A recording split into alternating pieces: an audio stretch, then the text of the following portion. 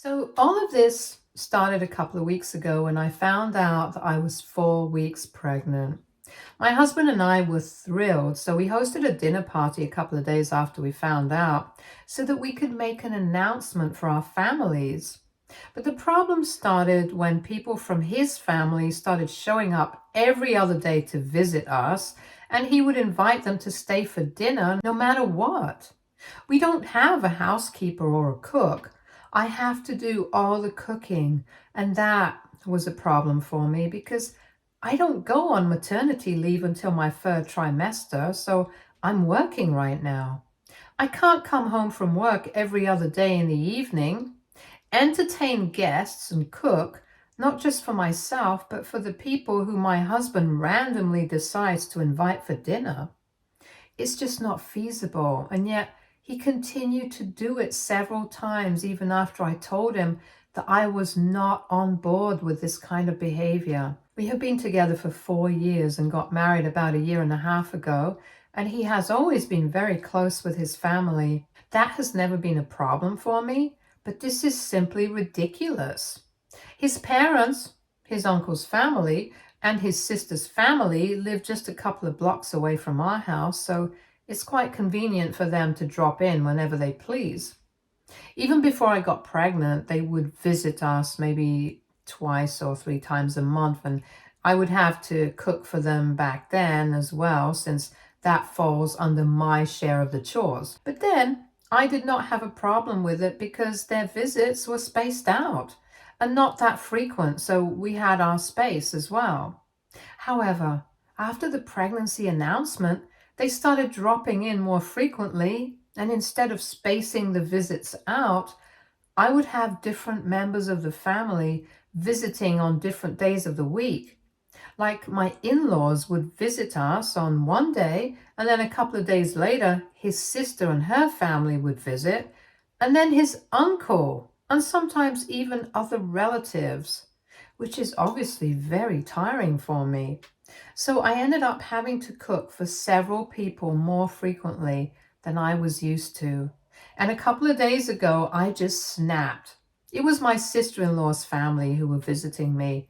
It was her husband, and their kids, and they were actually going to leave before dinner. But my husband started to insist that they stay. I was not there in the room at the time, but I could hear him insisting that they stay for dinner, and I started to feel really angry. So I thought that I would go to the living room and ask to speak to him in private so I could put an end to this. But when I went out, my husband made the mistake of telling me to serve them dinner at the earliest, and his sister actually started saying what she wanted for dinner. I just couldn't hold back anymore, so I ended up snapping and said, "Make it yourselves." I was really angry, so I did not even bother to wait for them to react, and I just went back inside my room and slammed the door shut. I knew that they had been pretty shocked by my reaction. I had seen that on their faces, but at that moment, it had become really hard for me to keep my temper under control, since this had started happening way frequently. I was not only mad at my husband for being insensitive and entitled, but I was also mad at his family because at least they could have had the good sense of declining to stay for dinner so frequently so that they wouldn't end up overburdening me. A couple of minutes after my outburst, my husband came into our bedroom and confronted me about what had just happened. He seemed quite upset as well, but I was not going to apologize because I had already told him several times that I was not cool with his family showing up every other day because I would end up cooking for all of them. And it was not easy having to do all of that after coming back home from a long day at work. And recently, I had also started experiencing morning sickness. But all he seemed to care about was his family and their visits. I told him very firmly that if he had come to the room to argue with me instead of apologizing, then he could just give it a rest because I was really not interested. But he still went on to argue with me and told me that if I had a problem with him inviting his family for dinner every other day, I should have kept that between the two of us instead of insulting his family. But instead, I had not only insulted him, but also his sister and her family for no reason, and he told me that I needed to apologize to them.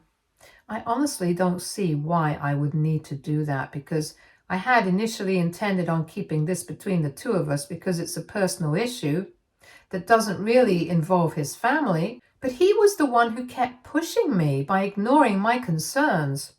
It wasn't like I hadn't spoken to him about this before, but he hadn't paid attention to me, and neither did his family seem to care about me.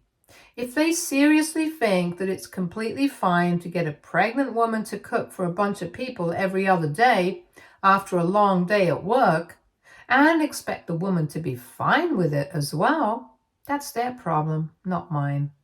I had been pushed to the very edge by him and his family, and I was already feeling quite irritable. And in spite of being my husband, he was doing nothing to understand my situation and only cared about himself and his family and how they perceived us. But I don't think my husband understands any of that, because as soon as I told him that I was not going to apologize to anybody, he started losing it. He started yelling at me in the room and told me that I was being supremely disrespectful to his family and that it reflected poorly on me, but also on him. He told me that I had embarrassed him in front of his sister and his brother-in-law, and for that, I needed to apologize because he was sure that his parents were going to find out about this as well. I kept trying to argue with him and explain my side of things and whatever I said in the previous paragraph, but he was just not ready to hear me out. After a while, I got so frustrated and exhausted trying to explain to him why I was so upset that I just gave up. I simply stopped arguing with him and let him continue to talk while I started packing my stuff. When he realized that I had started packing, he told me I couldn't just run away from the situation and expect everything to be fine. But I didn't care. I just continued to pack, and he went away so that he could sit and sulk in the living room. Once I had packed a bag for myself, I decided to get a cab and came here to my parents' house.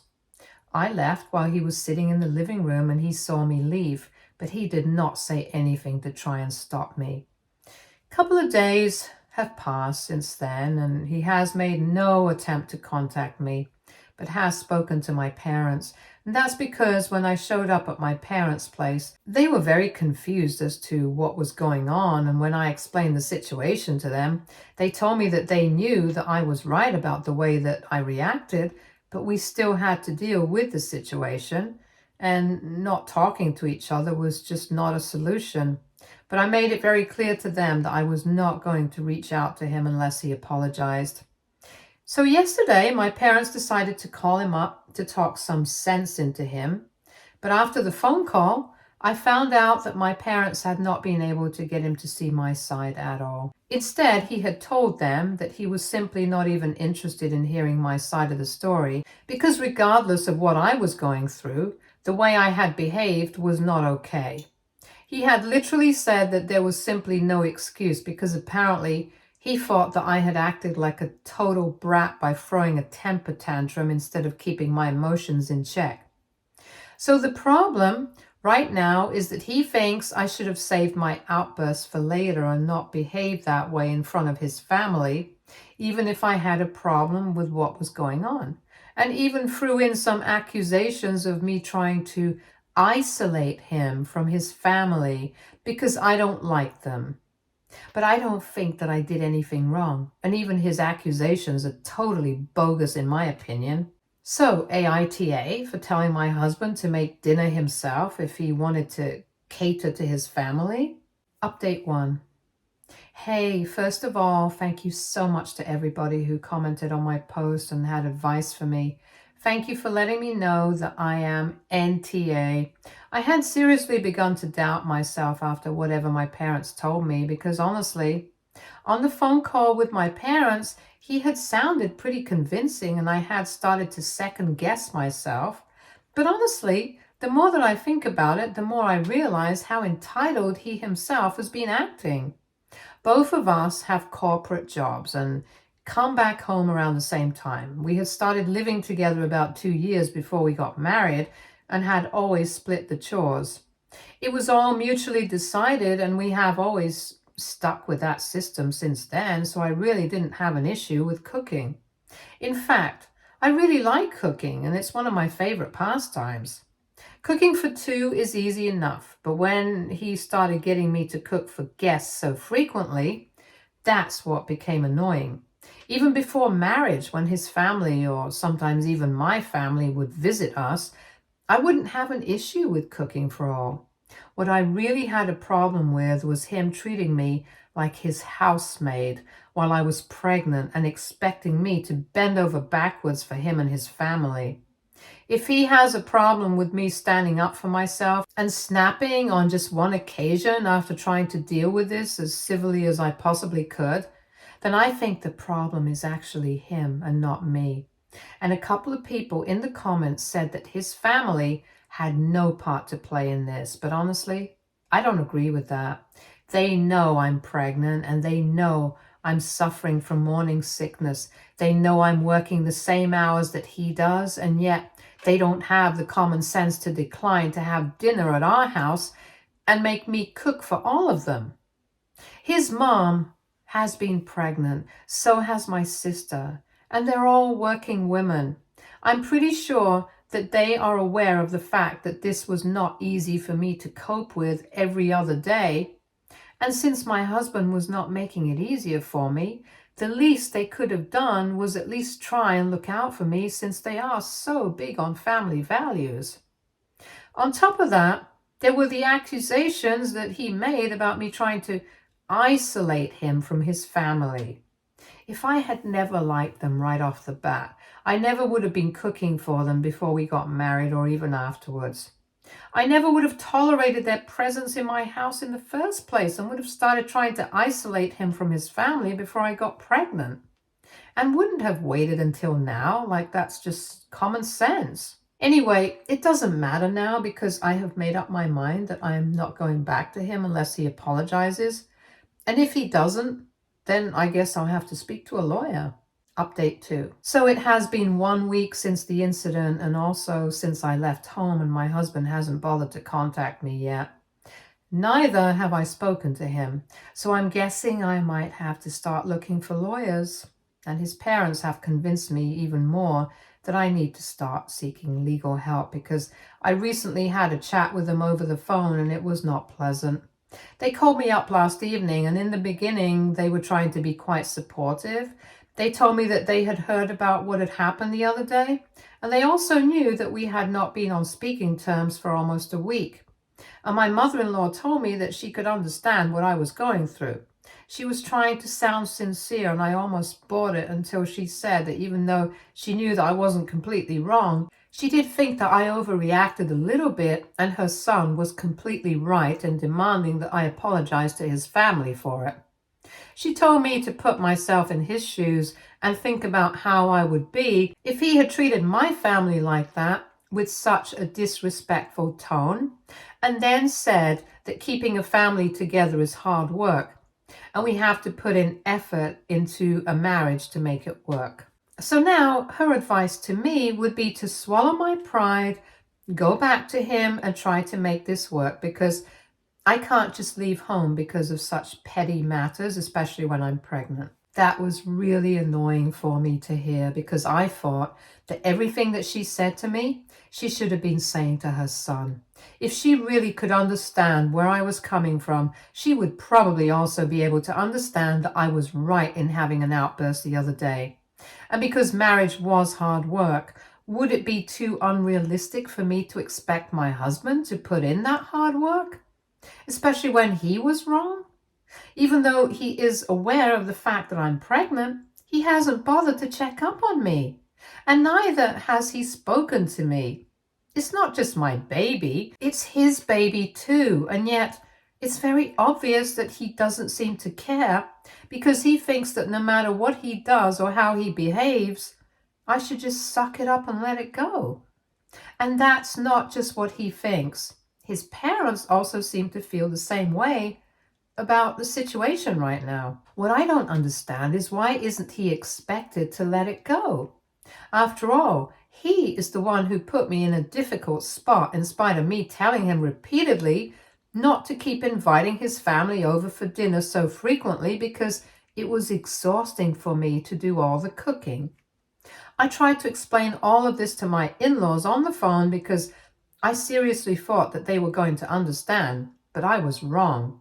Because as soon as I started explaining this to them, they started telling me that I was just making up excuses for myself and my behavior. They told me that at the end of the day, I had to go back to my husband and I couldn't just stay with my parents and expect things to work out on their own, because that was really childish of me. They also told me that the only reason they were even getting involved was because even though the situation was my fault, I had already tried to get my parents involved and tried to manipulate him into apologizing to me by having my parents call him. So I had to clarify that I did not make my parents contact them. They had done that on their own, and they had not even asked him to apologize to me. They had just wanted him to speak to me once instead of ignoring me. And this whole sermon that they were subjecting me to, I told them that they should stop wasting their time and say it to their son instead, because I'm not interested anymore.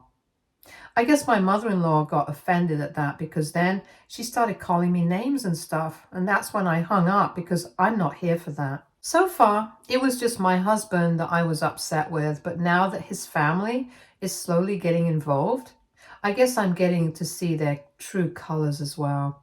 I had already been thinking about speaking to an attorney, but I had been holding myself back because I did not want to go to a place from where I could not come back easily. The only reason I was waiting was because of the baby. I did not want to ruin whatever I had so far because of one fight. But now I see that my husband is willing to do that, and so is his family. And if I'm being frank, at this point, I don't see the point of waiting anymore, because so far, if I had been staying because of the baby, now I'm going to leave because of the baby as well. I don't want to stay in a situation where I'm not respected and I'm not valued enough, which is exactly what's happening here. So thanks to his family, I think now I'm finally going to be filing for divorce. As for custody, I'm ready to settle for partial custody, and he can have as much time with his baby as he wants to. I'm not going to hold that against him, but on a personal level, we are done now. Update 3. So it's been 9 days since my last update, and after that phone call from my in-laws, I decided to start looking for divorce attorneys so I could file for divorce. Within a couple of days, I had started speaking to one guy that a friend of mine knows personally, and we filed for divorce a few days after that. And I guess yesterday my husband was finally served, so he finally bothered to call me up. I don't think he had seen this coming because he sounded pretty shocked on the phone and asked me if I really wanted to go through with this. I felt really bad saying it because I had really been in love with him for all these years, but now I don't think love is enough. There has to be a certain amount of respect in the relationship as well. And that was clearly not present here, because otherwise he wouldn't have treated me like this, and he definitely wouldn't have made those accusations against me. So I told him that I actually intended on going through with this because after the conversation I had with his parents, I really couldn't pretend that everything was fine anymore. They had shown me their true colors, and the biggest reason why I was filing was not even them, it was his behavior. If he had bothered to reach out to me before being served just once, maybe I would have changed my mind. But the way he was treating me, like giving me the cold shoulder, was the biggest punishment of all. As if the silent treatment was going to teach me a lesson. It was just weird. I told him that I was really upset with the changes in his behavior that had come over ever since I got pregnant, and I was having a hard time reconciling this new personality of his with the guy I used to know. And besides, if he was not even going to talk to me, I did not see the point of staying together with him, and I had waited for long enough before making the move. In fact, even after I had filed for divorce, I was still waiting for him to contact me, but he did not do so. He only bothered to reach out once he realized that I was seriously going to leave. I couldn't help but start getting choked up while I was talking to him because I got really emotional since it hit me that I was speaking to him after a really long time and we were talking about breaking up. It was a huge deal, so I couldn't help it. Unfortunately, he didn't even say anything to try and fix things after I explained all these things to him. There was no apology. He just asked me if I was going to file for full custody as well. When I said no, he just disconnected the call without even saying bye. So that was that. And I guess this is the end because I don't see how we can ever bounce back from this because he's made it very clear that he's not going to apologize no matter what. And you know what? I respect that. At least we both know that it's over. Update 4. Hey, so he's not contesting the divorce and it's a relief, but it's also really sad for me. I had really never even thought this day would come, but here we are. We have already started the mediation sessions, but that's just for the custody arrangements, since we have always kept our assets and stuff, so that's not going to be a problem. We don't even have any extraordinary demands from each other for the divorce, so that's going to be an easy process. The two of us already have a verbal agreement. We're just going to need to sign off on the legal paperwork, and then we'll be done with it. But about the custody arrangement, that's going to be a bit tricky because we are getting divorced before the baby's even born, and we know that we can't afford to have our newborn travel back and forth every week just so we can have enough time with our child. Currently, given this scenario, we are considering the idea of allowing our baby to live with me full time, and my husband can come and go as he pleases. I am going to be staying with my parents, so he knows where I'm at, and this is what we're considering for the first couple of years until our baby needs me a little less. I mean, biologically, our baby is going to need me the most once he's born, so we're just keeping that in mind. It's going to be difficult having him over every other day after the baby's gone, and I'm pretty sure that his family is also going to visit, but that's how we're going to have to deal with it. We have managed to be civil with each other so far during the mediation. We're hoping that we can carry that forward even after the previous bond, because we really don't want any negativity at this point. Update 5. Hi, so quite a few months have passed since my last update, and I'm currently in my third semester, which means that I've gone on maternity leave. A pretty long time has passed since I last spoke to my in-laws or anybody from my husband's family. In fact, the only person that I have mainly been in touch with outside of my own family and friends has been my husband, or my soon-to-be ex-husband to be more precise. I had completely forgotten that I had bad blood with my in-laws after the last conversation we had, so when they called me a couple of days back, I answered the phone quite cordially, and that seemed to surprise them. And a few seconds after I realized that I had had a fight with them the last time we spoke, I toned it down as well. But luckily, the way that I answered the phone had set the tone of the conversation already, and they were very polite with me throughout the phone call. They didn't exactly apologize, but they did say that they regretted the fact that things were turning out to be like this. They also brought up our last fight and said that they should have dealt with the situation better, which is not exactly an apology, but it's not an apology, so it's something at least. I told him that it was all in the past and tried to make it seem like it was not a big deal because honestly, at this point, it really wasn't. I mean, my husband and I are literally getting divorced. I don't think compared to that, anything regarding them is going to be a big deal for me. They seemed thankful that I was downplaying it and told me that they would really be grateful to me if I allowed them to visit their grandkid after my baby was born, given the current circumstances. That was basically their way of saying that regardless of the fight that we had in the past, they still wanted to be an active part of their grandbaby's life, and I obviously said that they were welcome to visit. I don't really have to do any chores here at my parents' house.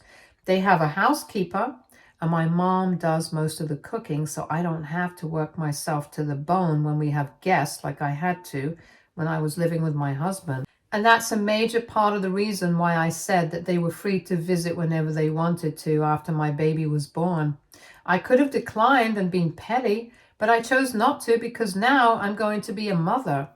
I'm trying to be a better person as well. I really don't want to carry forward any negativity into motherhood, and that includes forgiving people, even ones who had gotten on my very last nerve previously. Update 6. Hi guys, so the divorce has been finalized. It happened a couple of weeks back, and a few days ago I gave birth to my son. A lot of people were there, like my family, my husband, his family. We had a bit of a moment when he first got to hold our son, and it was really emotional. Both of us were thrilled and still are. And for some reason, it feels like we are back to being the people that we were before everything went wrong. He's been staying with us here in my parents' house so he can spend as much time as he possibly can with the baby.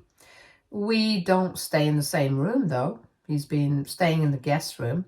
He had been here for a couple of days before the predicted due date because he did not want to miss even a second of the birth. I mean, it's really, really hard for me not to get sentimental about all of these things because the divorce is still fresh and I haven't exactly moved on from him yet. It became even more difficult for me when after the birth that night, he was helping me out and stuff, and he finally apologized for everything. He told me that he was really sorry that he had to put me through all of this, and he hadn't realized how difficult it had become for me. And by the time he did have that realization, it was way too late. I had already filed for a divorce and he had accepted it and told me that it had probably been the worst decision of his life not to fight for me. It got me really emotional and I had to fight myself really hard so I did not end up completely sobbing and stuff in front of him. I mean, I don't really hope that we can repair our relationship so quickly and go back to being the way we used to be. That's definitely not going to happen anytime soon.